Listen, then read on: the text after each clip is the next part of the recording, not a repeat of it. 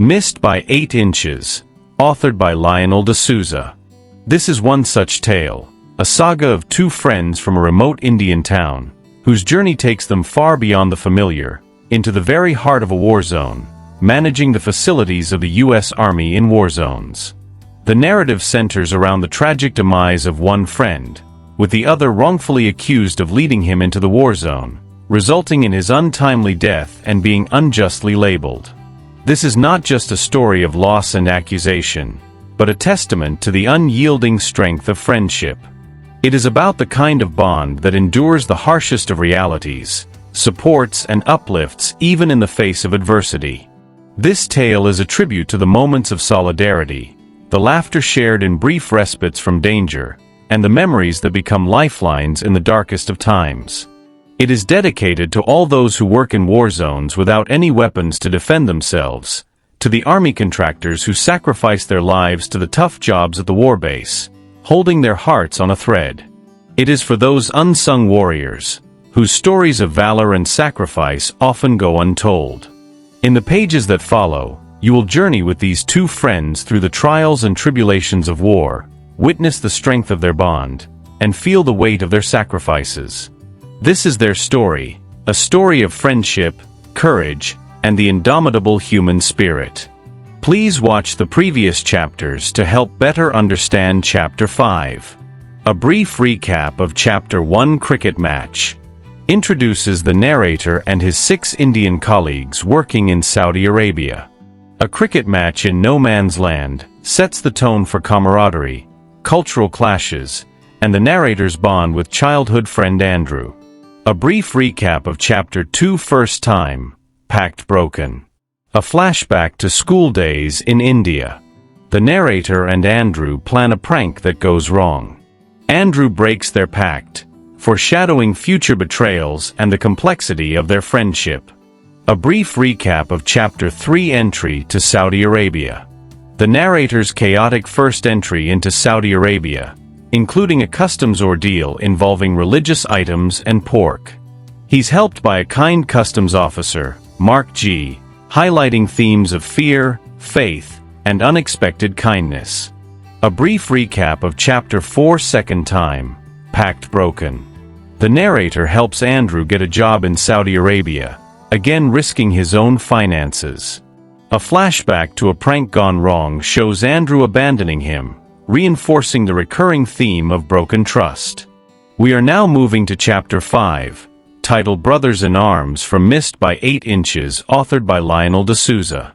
Ras Al Khafji, a secluded area in Saudi Arabia, known for its strong adherence to religious practices and conservative approach in interactions, particularly with expatriates. Ras Al Khafji was a modest town, featuring a mere 4 shops within a 7-kilometer radius from the camp. It had a single perpetually occupied phone booth, a garment shop, a grocery store, a pharmacy, and an electronics outlet. Most items were not readily available. For instance, if you wanted cheese, you had to order it at the grocery store, and it would be procured from Dammam the following day. Everything required ordering and waiting. The local Saudis were known for their strict and reserved demeanor, engaging in conversation only when necessary. They held a perception that all expatriates were subordinate workers in Saudi Arabia, and were not in favor of driving cars. On Fridays, the main mosque would be teeming with worshippers, often leading to significant traffic congestion. In Saudi Arabia, the dress code mandated full-length trousers and long-sleeved shirts, with no tattoos on display. Shorts or short-sleeved t-shirts were not permitted in public. Women were expected to be fully clothed, including gloves on their hands and socks on their feet, with only their eyes visible, often shielded by a netted covering. In Saudi, driving was traditionally restricted to men, and women were not permitted to drive. However, I was fortunate enough to obtain my driving license on my first attempt, within 6 months of arriving in Saudi Arabia. I often drove company vehicles and volunteered to run errands for the company during my spare time. Within a year, I had made numerous trips to Dammam and Al Khobar, which was 350 kilometers away from the camp. On a Friday, a few of us, Praveen, Andrew, Sam, Suresh, and myself, decided to visit the main mosque in Kafji, a place we had heard much about. We dressed formally, took a company car, and parked in a spot that offered a full view of the mosque inside. It was mid-May, and the heat was intense with no breeze, so we stayed in the car with the air conditioning on. Suddenly, we were startled by a knock on the rear window and were surprised to find the mosque's priest standing there. In Saudi Arabia, the mosque officials are known as mutawas, who are recognized by their distinctive attire of a gown that reaches the knee, with trousers worn between the ankles and kneecaps, and a long beard. They can appear quite daunting. Mutawas are revered as religious enforcers in Saudi society and command great respect nationwide. As non-Muslims, we were consistently apprehensive of the mutawas and kept our distance due to numerous frightening stories about them targeting expatriates. We had no choice but to roll down the window when he approached and inquired in Arabic. I was very fluent in Arabic and was the most proficient in conversation among my peers. Mutawa, who are you and what are you doing here? I responded honestly in Arabic, today is Friday, and we wanted to see what happens in a mosque. Mutawa, you Hindu? We had Suresh with us, but I chose not to mention his presence and instead informed the Mutawa that we were all Christians. Mutawa, are you certain you are all Christians?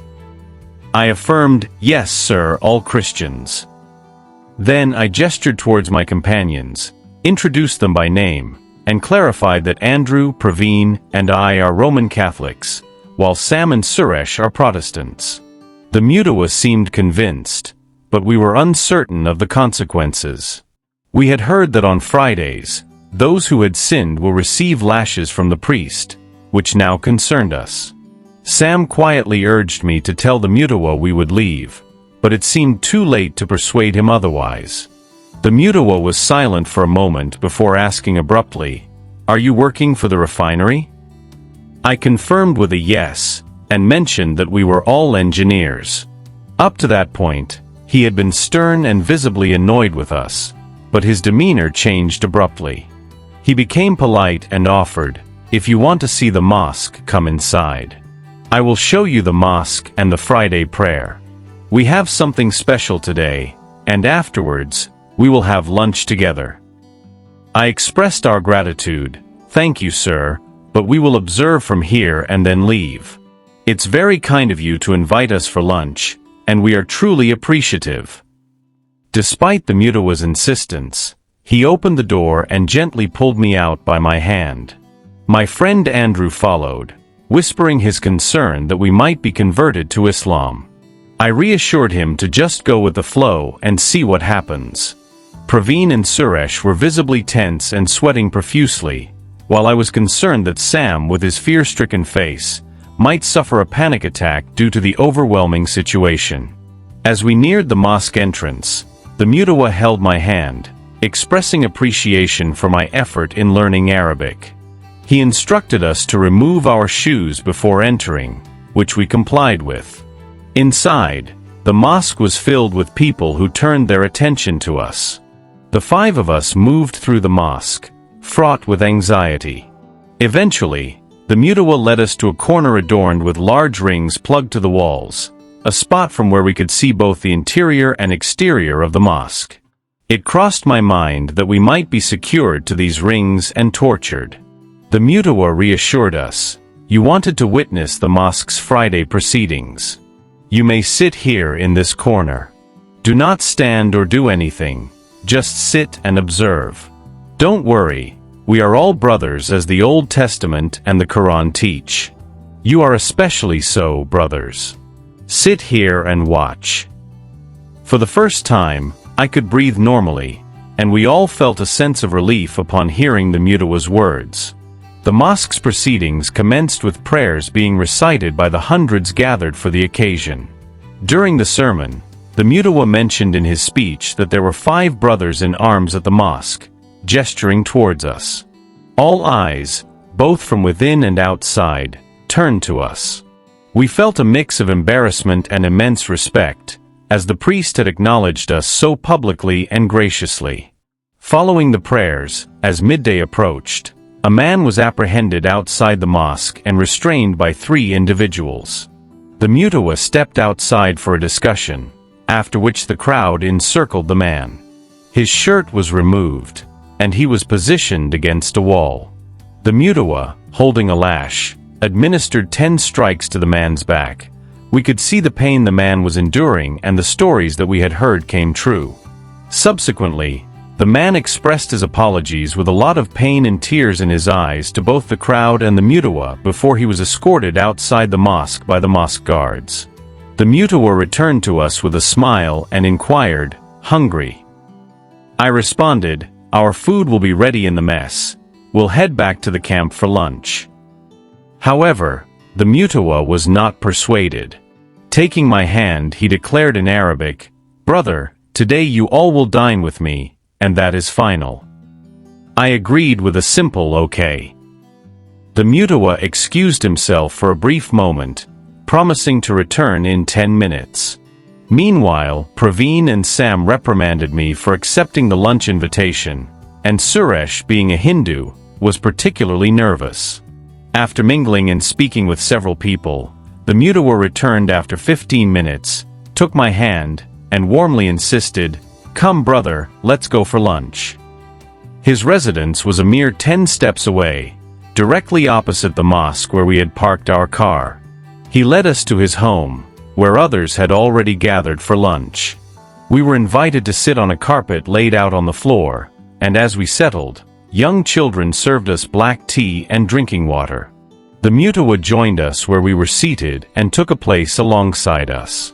Feeling a bit more emboldened, I decided to inquire about the earlier incident at the mosque. I asked him why he had administered the lashes to the individual there. The mutawa offered a smile and explained, "This is the punishment for those who sin." I was curious to learn more, but Suresh gestured to me, signaling not to continue. Nonetheless, I proceeded to ask, "Sir, may I know what sin he committed?" The mutawa revealed that the individual had missed 2 consecutive Friday prayers and had admitted his fault. He also mentioned that today, the person was reluctant to attend, and his roommates had to force him to come to the mosque. We were unclear about the purpose behind the lashes. So, I questioned the mutawa, couldn't counseling be more effective than punishment? He smiled again and reasoned, "The fear of punishment ensures he will attend the mosque every Friday. This is the community's wish." Although I held a different view, I chose not to voice it and simply nodded in agreement with the mutawa. Mutawa additionally mentioned that the severity of punishment varies depending on the sin, with harsher penalties imposed for more serious crimes. 2 men brought in a large tray laden with an abundance of biryani rice and generously sized pieces of goat meat, a renowned dish in Saudi Arabia called karuf. The tray was set down in the center among us, and although there were only 5 of us, the meal appeared ample enough for 10. The mutawa encouraged us to relish the feast, and indeed, it was delicious. We found ourselves enjoying almost the entire spread. After we had finished our meal, we stood up and expressed our gratitude to the mutawa. He seemed genuinely pleased that we had accepted his lunch invitation, and our initial apprehensions proved to be unfounded. The mutawa kindly offered me a piece of paper which had his telephone number on that, suggesting we reach out if needed. We thanked him for his gracious hospitality. Each month, on my trips to town, I made it a point to visit him. He welcomed me with the warmth and camaraderie of a brother and friend. End of Chapter 5. Subscribe to the channel and press the bell icon for more updates on the next chapters. Thank you for listening and subscribing.